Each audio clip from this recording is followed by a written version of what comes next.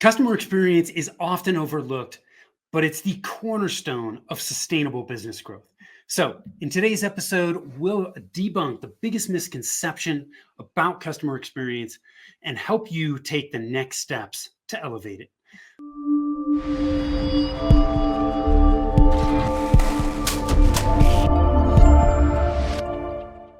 Hi, I am Tim Fitzpatrick with Rialto Marketing, where we believe you must remove your revenue roadblocks to accelerate growth, and marketing shouldn't be difficult.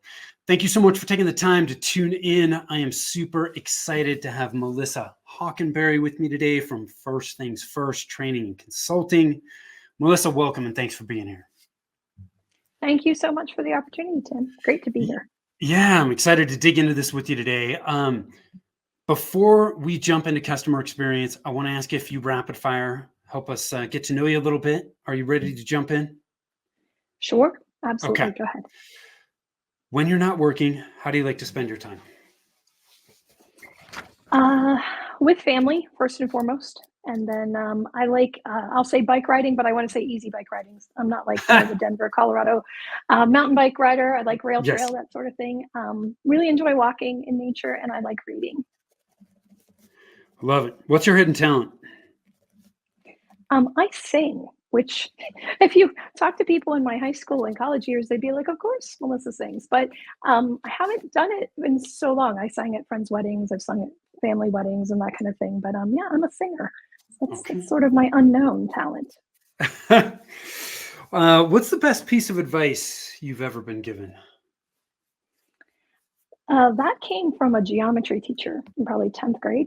I was going through a difficult time with my family. My parents were divorcing, and she, in a public school, bravely wrote 1 Peter 5:7, cast all your anxieties on him, for he cares for you, on a paper, which in a public school was a pretty dangerous statement to do. But it still resides as the best piece of advice I've ever gotten from anyone. So I'm thankful she took that bold step. What's one thing about you that surprises people? When I was 6, I ate 42 Chips Ahoy cookies in one sitting. Chips Ahoy. I haven't had Chips Ahoy in a long time. Oh, they're good. They have so many variations now, but the original, the OG crunchy Chips Ahoy was what I was. And you were 6? I was 6. Yeah. How many is that multiple boxes of Chips Ahoy cookies? It is. I think it was probably only one package. I think Okay, probably, everything's shrunk these days. I think I probably ate a package. Yeah, probably. And you didn't get sick? I did. That's always the follow-up question. No, I did not. I think I stretched it out over a long period, and I was a bit of a sugar addict as a kid. So I think my body was really quite accustomed to the amount of sugar. So you had beefed up your tolerance before you decided to jump into that. Exactly. Yeah. Do not try this at home without proper training on your. Yeah, that's right. What does success mean to you? Oh, wow. It is living out my purpose of helping others, and while caring well for my family and myself. Where's your happy place? Oh, state park camping with my family, or in bed with a good book on a snowy Saturday morning. What qualities do you value in the people you spend time with? Humility, integrity, and humor. Like it. Tell us more about what you're doing at First Things First. Well, First Things First came out of 18 years of working with managed service providers, MSPs, or IT companies, as probably easiest known.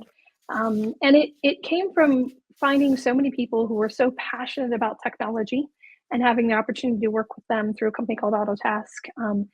And helping them, make their business better through software and technology, but realizing here are these great, passionate people who don't necessarily connect instantly with other humans easily, right? They were brilliant in their technology and their knowledge, but their business acumen, sometimes they were just a tech who was like, I'm tired billing out at this rate and getting paid this rate, so I'm going to go out and do my own thing. Often those were the customers I worked with. And while again, brilliance, not necessarily, I tended to yin and yang well for them. Their strengths were not my strengths. My strengths were not Yeah. their strengths. And so naturally connected for a while and then sort of felt very called to be out on my own. Never actually went, I'm the reluctant entrepreneur.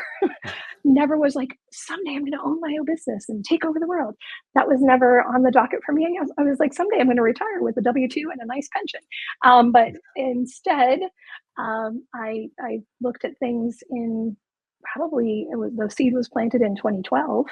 And I spent another like 10 years coming to terms with it and then got a very clear indication I was supposed to step out and do this thing. And so now I'm focused on helping those people retain customers and revenue by improving their customer experience. I love it. So, before we dig into this, I want to talk about one of the biggest misconceptions about customer experience. But how do you define or think about customer experience? That is the thing that I think why I became so passionate of it. I actually started to look at customer experience way back in 2010. I became the customer experience director for Autotask, and I started to study it more because it was actually a really new concept then. And what I think people go wrong with defining it is they keep it way too small. They use it synonymously with like customer service or Yeah. digital experience or user experience, right? They literally put all those things in the same bucket as being the same sort of thing. And experience is about it, it actually starts before people even know that they might need you. And it goes the Yes. whole way through to when they're offboarded by you if they no longer fit. So Yeah. that is the experience. And I think that's one of the misconceptions is Yeah. the definition of it. What does it mean? It's so much bigger than, service or success, which people like to use Yeah. interchangeably. Yeah. Thank you for that. Because I've always thought about customer experience spans the entire customer journey. In marketing, we talk about the customer journey. And the way I think about it is um, the marketing hourglass, which is from John Jantz over at Duct Tape Marketing, where he talks about, the 7 stages: know, like, trust, try, buy, repeat, and refer. The customer experience starts, like you said, before they even actually buy from us, right? It's when those seeds are being planted of, gosh, I think I might need to do this, right? And they start to go down that path of who can help me? How can they help me solve it? That's where it starts, right? The seeds are being planted at that point. And so we've got to look at the full life cycle. Otherwise, we're going to have gaps. 100%. And because you're a marketing professional, you get that concept, right? That it's that big because you get the whole wealth of it. Nicholas Webb wrote a book, What Customers Crave, that does a great job for small businesses to break down sort of how do I look at that journey? Because that can be overwhelming for a small Yeah. business. But he puts it into like 5 stages. But one of the first stages I think is actually called like pre-touch. So it's like not even connected, right? Not and I always say to people like that's when I talk to my clients about it. I talk about what do you look like in the marketplace? Like, what do your techs Yeah. look like when they go out and order lunch with your branded shirt on? What do they look like when they're driving down the highway? That's all stuff that somebody who doesn't even know they might need you is forming an opinion of your brand and who you are Right. at that point. And also, I think another misconception is that customer experience is the marketer's side of things, right? That people put it that synonymous, as I stated before, with digital experience or user experience. Yeah. No, everybody plays into this. Your invoice plays into customer experience. Your billing person plays into customer experience. Obviously, Right. your tech does, but so does your procurement person, right? Like of how they're dealing. Like everybody is involved in this, but having someone who focuses on it, I think, is really key. That companies don't think about. And I also think people believe that experience can only be solved by software that's like $250,000. It can only Yeah. be improved that way. Yeah. Granted, if you're Amazon and those kind of, yes, that's a great way to start to get in touch with it. But there are ways to improve experience at a much lower budget than I think sometimes the industry wants you to believe is true. Yeah. We don't have to overcomplicate it. No, no. I mean, it can be and amazing. I mean, I don't even remember where the story came from, but I remember a story of like somebody complaining about their hot dog in one of the major stadiums and posting it on social. And the software they had was so amazing that they could figure out where that ticket holder was, and they delivered a new hot dog to them like in 10 minutes, right after a social post. That's an amazing story and phenomenal, but that we don't need to go to that kind of perfection. Like, No. that's where I've said to so many people, truly perfect is the enemy of good. And so many business owners don't even want to start, excuse me, because they think, well, I'd stop right there. Like, there's no way I could get to that level. And it's like, right, but could you just put out a listening post, a Yeah. simple like piece of paper in your retail shop that says, what would you like to see us improve? Literally a notebook. It could start with a notebook. Mine did when I was a retail manager, Yeah. started with a notebook. Like, it doesn't have to be so intense. You can't just throw up your hands and say, I can't do it because of the complexity of it. So what's the biggest misconception about customer service? And I don't know if we already It, touched on that. yeah, I think, yeah, we it is in the definition of it, right? I Yeah. think it's in the Okay. definition and the complexity of it. Yeah, 100%. That's where I would say my experience is that rests. Yeah. Yeah. Okay. So it's really the biggest misconception is that it's just customer service.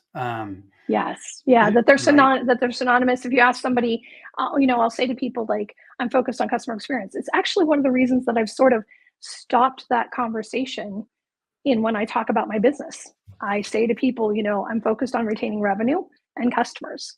Because if I talk about customer experience, they're like, oh, she works with the service side or she Yeah. works with this. It sort of pigeonholes you, or gives a misconception that the services are not going to be valuable or can't be obtained by smaller companies. But that's where my focus is. So yeah, I think Yeah. it's the definition is the biggest misconception, and that and the companies that own it, that do really well in the software, which I will not name any of them so as to not be seen as slandering them, but that are truly defining it. And that does happen, right? And I worked in the software industry for 18 years and still work in the technology industry. And if you're doing your job right, you do define the industry, but it's sort of frustrating because if you look up experience, you're going to land on like one of a couple sites, and it's going to be some software company that's going to cost you way more money than you could ever imagine, and it's probably not for your market, and they're Mhm. defining the industry, and that's one of my little pet peeves with it. So my goal is to be that little town crier to say, Yeah. Yeah. don't, yes, that's part of it, but you can do it as a smaller company. Yeah. So we want people to think more broadly with when it comes to customer experience and how it touches the business. And you don't, and when you think about it, um, understand the breadth, but don't try to address the breadth of it. That's why you need to look at surveys and things like that, to start to understand where you can best influence and improve the experience. Yeah. So surveys, one of the tools people can use. What like is there a most important tool needed to improve customer experience? Yes, surveys are definitely one of the tools, but I think what people overlook is their own people. And that's not to say get better people so they give you a better experience. Certainly that's part of it. But listening first internally. Yeah. I took on a client this spring, and one of the things I did first was interviewed each one of his employees that were kind of frontline, that were doing the majority of the work for the company. And there were so many underlying themes that were repeated in those interviews of how they could improve experience. And I think that's where people first go. Because again, you say survey to some people and they're like, like I have to get into tool for that and blah blah. Right. You know what? Just sit down or hire someone to sit down with your employees, because sometimes your employees are not going to be 100% honest. They'd like to Yeah. anonymize their feedback, right? Um, Hire someone or sit down if you have that rapport, and don't assume you have that rapport, because every owner thinks that, oh yeah, my people are completely honest with me, and maybe just even have an anonymous survey somehow, like that they can complete and see how honest they've been with you. But have that conversation with your employees, like. And one of my favorite questions, and it was one that a boss gave me years ago, was like, if you had a magic wand, what would you fix first? So that it eliminates the, oh, I couldn't fix it, so I won't mention it. It's like, no, if you had complete control, where would you start first? Yeah. And getting that, conversation going with your team, I think is really, really important. When I was a retail manager in a past life for a Fortune 500 company, one of the things I would go in and do almost immediately was, try to connect with my my employees that, because they get moved around. And so when I take over a department, I'd be like, okay, so tell me what you're hearing, tell me what you think. And I mentioned listening posts, like literally one team, I was like, okay, so we're just gonna have a 3-ring binder underneath here. And when you hear a customer request something, write it down. And then if you hear recurring things, we're just gonna tally mark that. Right? Yeah. Absolutely archaic way of doing it. But at times saw like 100% growth, 200% growth, 300% growth on listening to the employees and of course listening to the customers. But I think that's one of the biggest things is you miss, I like to call them internal customers Yeah. as opposed to employees. Obviously, I'd still reference them as employees, but I think we miss the wealth of knowledge they have. And sometimes we also avoid talking with the difficult ones. And Yeah. those difficult employees, right, are sometimes some of the best source of information because they think differently than we do. They look at things differently than we do. And oftentimes, sometimes they're difficult because they don't feel like they're being heard. Yeah. So there's like this benefit to it. So I would say listening is like a major tool of it. And then obviously, yes, surveying. And surveying can be really simple. It can be, a Microsoft form or a Google form or something of that sort. Obviously, there's lots of software out there that can do it. And there's some that are very focused on, small business. So it's feasible to do. And as you know, from a customer journey map, like the ideal is a full breadth survey to your clients so that you can Yeah. understand where the touch points are and what touch point can be most improved and the best way to do it. But again, I think we can get caught up in this feels overwhelming. And I think sometimes you can just sit down with your team and say, where do you think we have the biggest bump in the Yeah. road for our customer journey? And that's the best thing I've ever heard. And I can't even give credit to the gentleman because it was so long ago, I don't remember, but he likened the journey to truly like driving on a road. And he Yeah. said, like, you've got to think about the fact that you just need to level out the road sometimes. Because if you've got an Audubon experience in your sales team, but then you end up on a dirt road the moment you hand them off to services, Right. Right. that dissonance, right? I was like the best analogy. I'm like, oh, no kidding. And so I like to say to my clients, like, you might be putting Audubon type investment over here, but we're going to need to take some from that to fill the dirt road and maybe put some asphalt on it.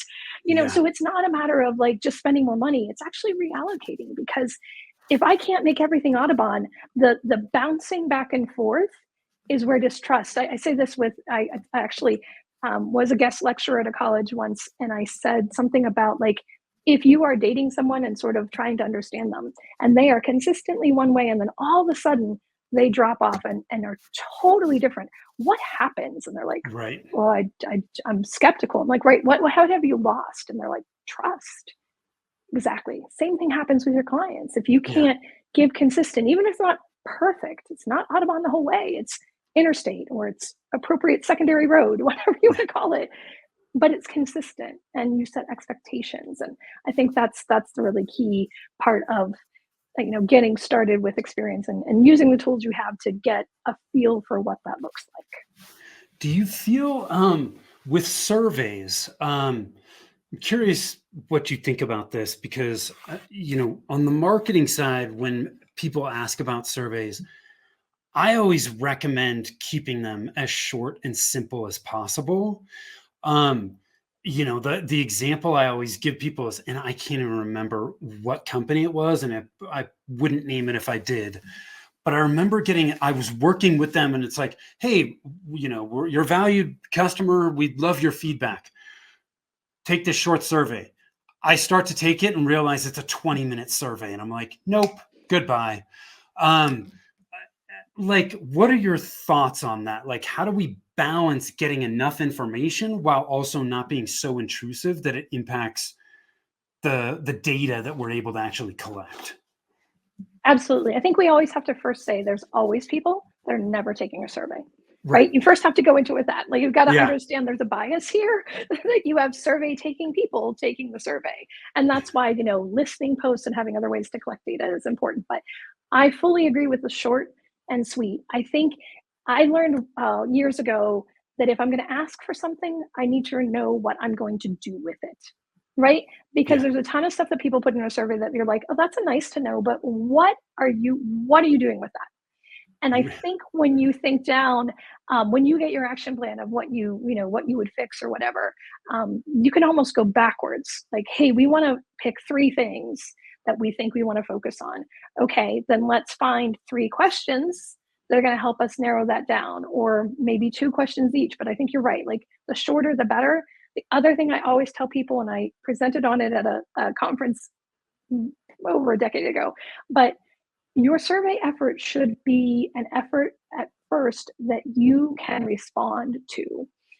Those customers or those clients, that think that I'm going to go survey my customers and I'm going to survey all 50 or 100 of them, and I'm a team of 6, and I say, well, what are you going to do if you get 12 people, if you're lucky it's only that many, that are angry?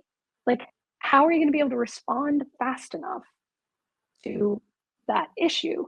I always say that to people. You've got to respond within 24 hours if somebody tells you something they don't like, right? And if you survey 100 people, and even if you get 50 to respond and you get 10% of that isn't happy, do you have the people to have an in-depth conversation in the next 24 hours with the people to give you bad feedback?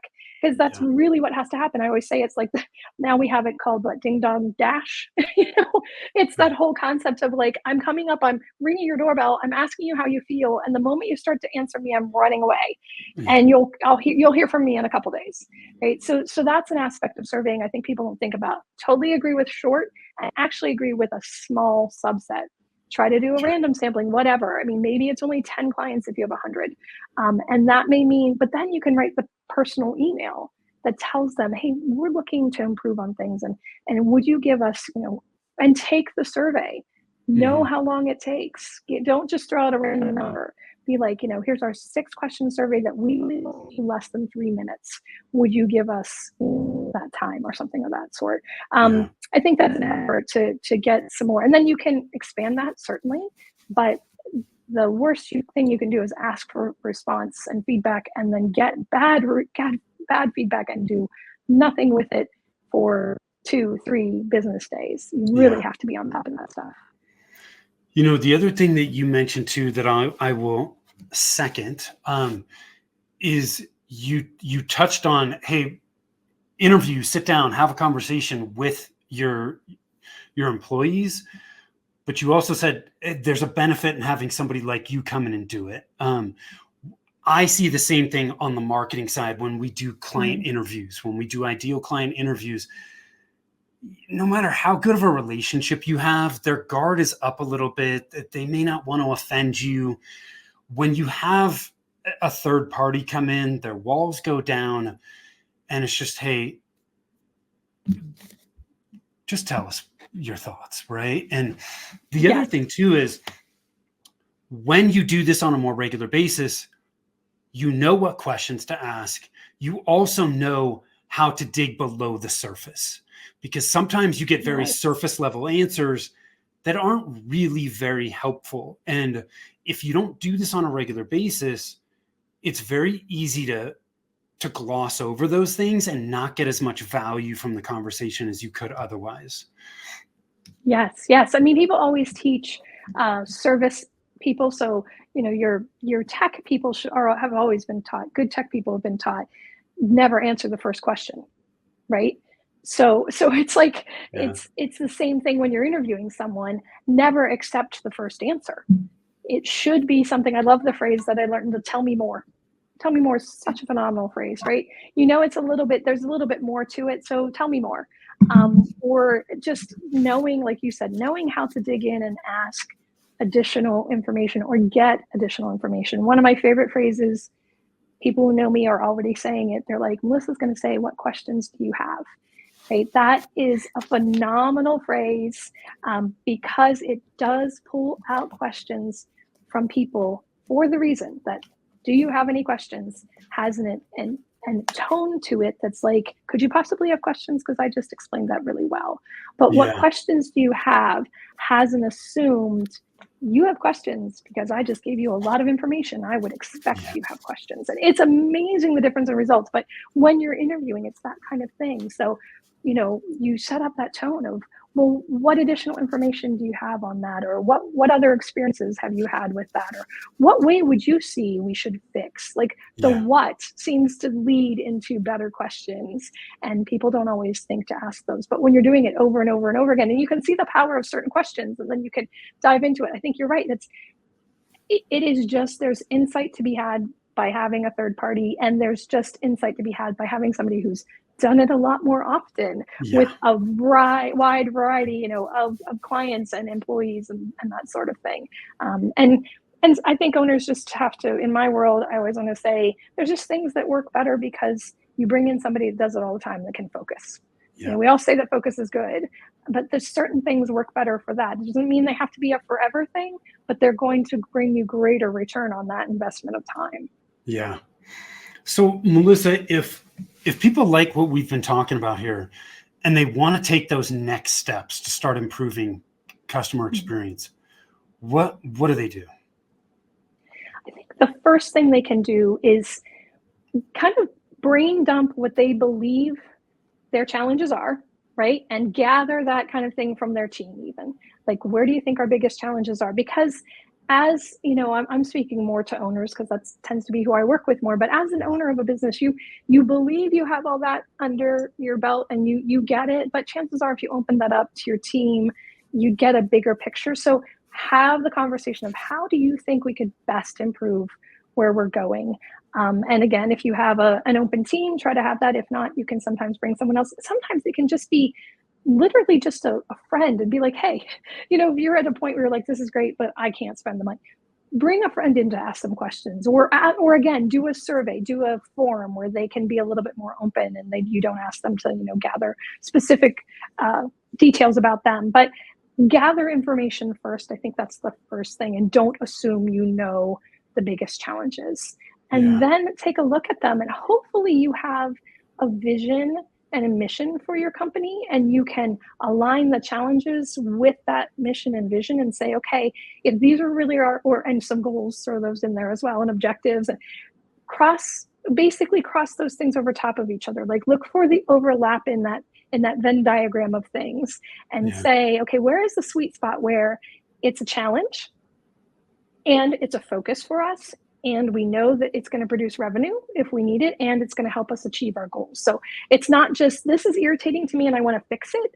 That's a very egocentric form of how you go about improving things. Instead, it should be, I know that the result of this thing is going to help me achieve my goals, produce revenue, improve the experience. It's going to have a multi-layer benefit if we do these things. And can all be done on a piece of paper or in a OneNote or whatever, but it's overlapping where you think your issues are with where your mission, goals, and objectives are.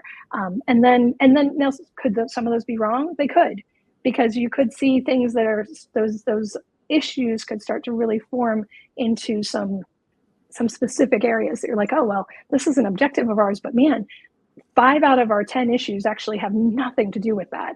And maybe that's something that's holding back our objectives, right? Maybe we have the wrong goal if we're doing that. So you always have to think about it in a smart way. But I think overlapping what you think are the challenges with where you believe as a company you're headed, that gives you better focus to get started. Yeah. I love that. One of my mentors said success starts with a list. Right. And so we're getting all these thoughts down on paper. And then from there, we can start to sift through it and really craft a plan around it. Absolutely. I meet so many people who don't, when I ask them a simple question like, well, what are you looking to achieve? I often hear the statement, I want to make money. Oh, that's incredibly specific. I'm certain you're going to be successful. Like, no, give me more. And I think those lists are that. Like, what are your goals? There's the list, right? Yeah. What are your objectives to get there? There's the list. What is in your brain floating around that you think could potentially be? I had a very good friend say to me this earlier this year, have you done a brain dump recently? I'm like, no. So, opened up a OneNote, added the 4 or 5 categories that my brain was running through, and just dumped everything in there that I thought to be possible. And actually this morning just revisited that and went, oh, I got some of that. Oh, I totally forgot about that. it's just, you're right. I 100% agree that that's how good people get going, is that list, and then putting it through different filters to determine the Yeah. priorities. So the list starts, and then the priorities come, and then the objectives happen, and then the action takes place, and yeah, you can just keep walking it the whole way through. Any last minute thoughts you want to leave us with before we wrap things up? I hope people are encouraged that if they're struggling right now, and if they're looking at like the future and saying, I'm not getting new logos, I don't know where I'm going, that they understand that there's power within their own entity, their own company, to improve on some things, to retain customers, to look at something like experience, that they are not helpless on something like that is customer experience. There's ways that they can get started, and ways that they can see success even in a time where they may not see a huge influx of sales. They can build the rapport, and thus the relationship and the revenue within their own base. Thank you so much, Melissa. I really appreciate it. Where can people learn more about you? They can certainly check out my LinkedIn profile. That is one of the best places. I post weekly some thoughts, sometimes random, sometimes about the TSA, sometimes about just straight business. Yeah. But there's a new video pretty much every week. And they can certainly visit my site. It's just First Things First Training and Consulting. It's the first letter of each of those, ftftac.com, if they want to check out more about the company. Cool. So we'll make sure those are both in the show notes. But if you search Melissa Hockenberry on LinkedIn, she will come up.